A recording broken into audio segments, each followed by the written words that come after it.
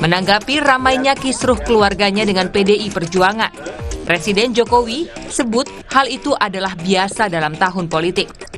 Kata Jokowi, dinamika politik menjelang pemilu yang memanas bukanlah sesuatu yang perlu dikhawatirkan.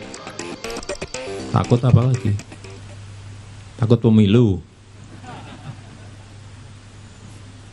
Ini kadang-kadang apa? Kita ini kan sudah berapa kali pemilu langsung, 2024, 2009, 2014, 2019.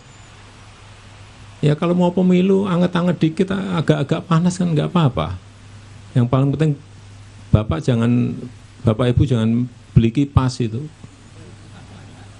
ngipasin, atau ibu-ibu beli kompor manas-manasin. Udah lah, kita ini saya lihat sudah semakin dewasa dalam berdemokrasi. Perbedaan itu biasa, beda pilihan biasa gitu loh.